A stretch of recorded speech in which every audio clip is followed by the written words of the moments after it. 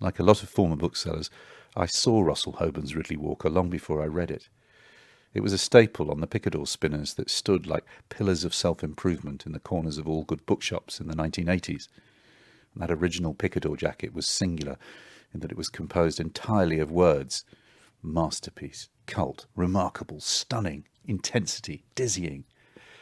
Curiosity piqued. On slower shifts I would thumb through it, puzzling at the language. The last page haunted me. Why is Punch crooked? Why will he always kill the babby if he can? Probably I won't never know. It's just on me to think on it. This made my fur rise. I'd always loved Punch and Judy, the casual violence, the silliness that undercut the theft, battery and abduction of the plot, the sense that they were the tips of a lost world, not quite human, only dimly intelligible. At college, I'd produced a commedia dell'arte in which they provided a surreal, sinister series of tableaux. Eventually, I gave in to my curiosity and bought myself a copy. And then my world shifted on its axis. I had found my holy book. It was though Russell Hoban had found his way into my unconscious and given it a voice on the page. I read it slowly, as Hoban said you have to. That's the genius of the language he invented. It forces you to. I became Riddley. His thoughts became my thoughts as I rolled the strange but familiar words around in my mouth. Very few books change you on a molecular level.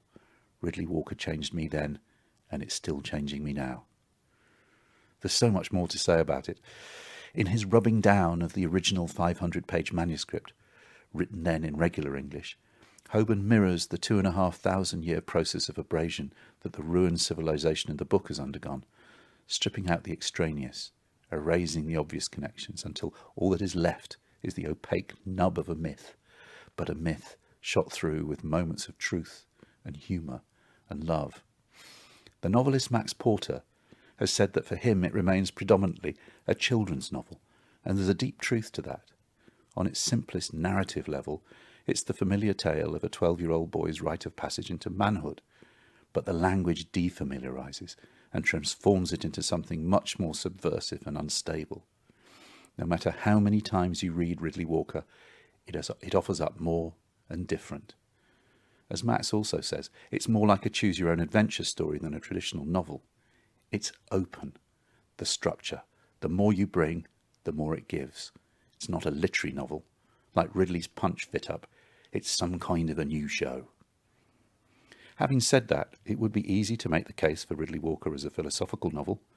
Her whole life is an idea, what we didn't think of, nor we don't know what it is. A political novel about the misuse of power, both the nuclear fission of one big one and the petty filching of prime ministers. A religious novel which shows how church rituals and theatre spring from the same grubby, lecherous roots. And a science fiction novel. It is literally about how science grows out of stories we tell ourselves about the world. Of course, it can be all of these things simultaneously, and it's a bleakly hopeful book, one to keep us warm through the worst that history throws our way. Reading it yet again for the Backlisted we recorded last year, I also realised it's a book that you can grow old with. As the older woman Lorna says to Riddley early on in the story, I don't think I took all that much notice of it when I'm been young. Now I'm old, I notice it more. I don't really like to put me on no more.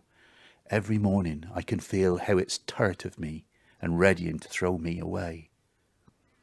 Like all great literature, there's comfort if you look for it, but not too much. In the end, Riddley Walker is its own miracle, with Hoban, like Riddley, writing down what the idea of us may be, thinking on what's in us, lorn and lone and lonesome. And like both him and his timeless creation, I still won't have no other track. John Mitchinson, co-founder of Unbound and co-host of the Backlisted podcast.